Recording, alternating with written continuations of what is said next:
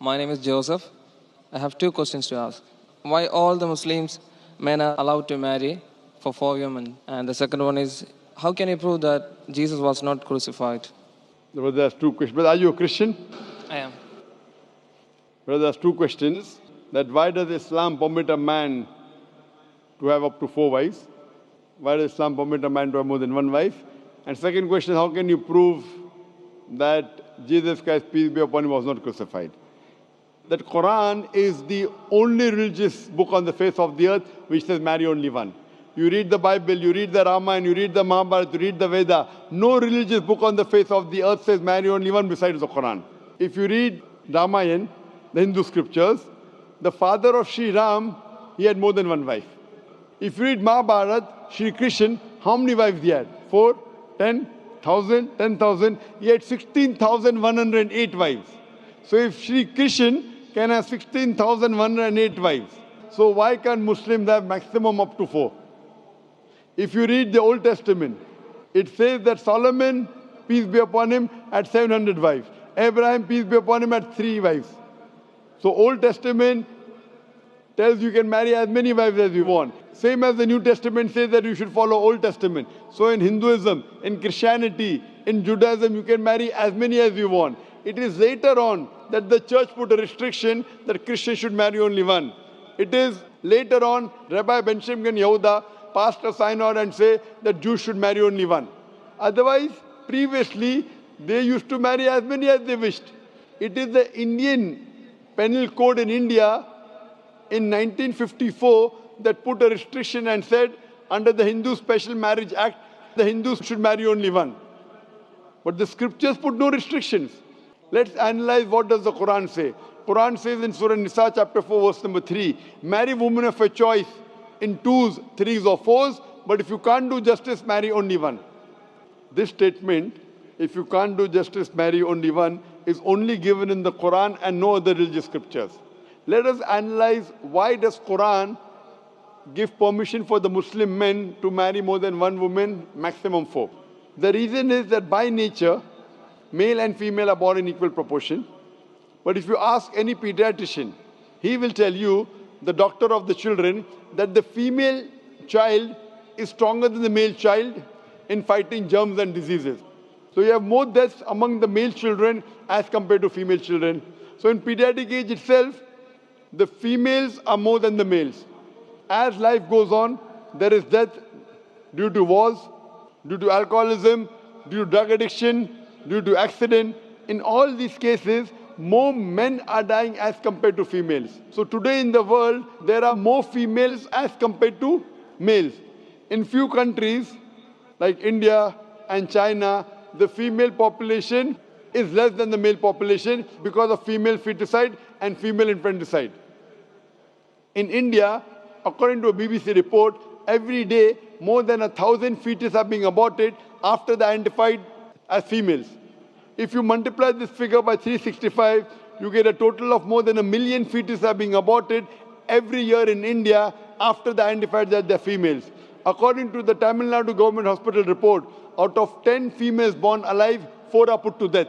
If you stop this evil practice of female feticide and female infanticide in India, even in India, the female population will become more than the male population.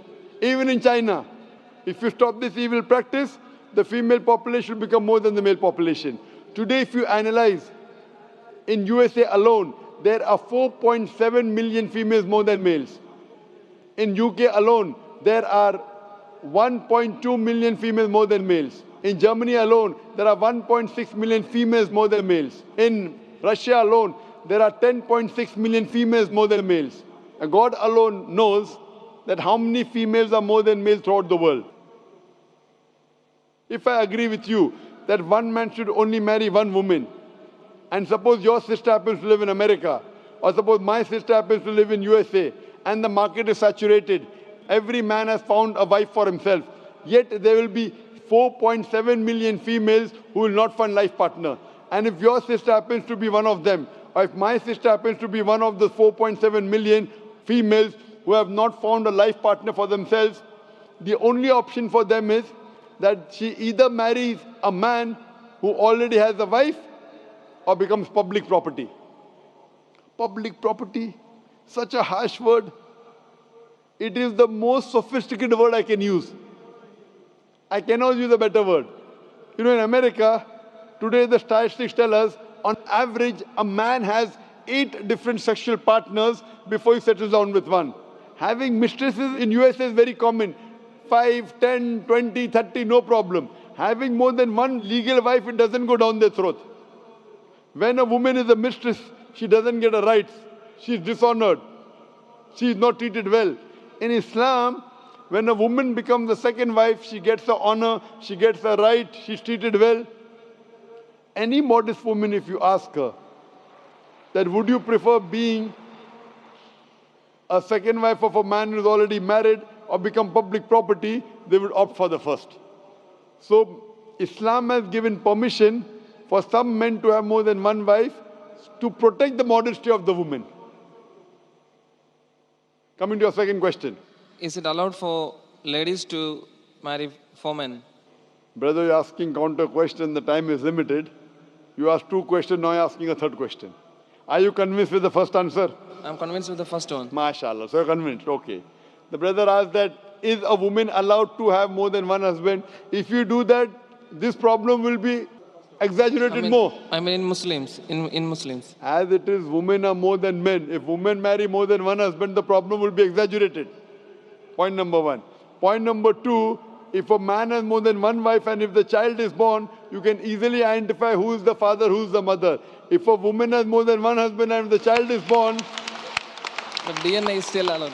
Brother, let me finish the answer, na? You asked the question, was I interfering? Was I interrupting? Yes or no? No. No. So why are you interrupting? After I finish, you can ask, na? I'm a medical doctor. Are you a medical doctor? No. I'm a medical doctor. I know about DNA testing. I'll come to it. Once, if a woman has more than one husband, 2 husbands, and if a child is born, and if he goes to admit in the school, and if the question, who's your father, she'll have to give 2 names. You're talking about DNA testing. I know about it. DNA testing is recent. Was DNA testing there 50 years back?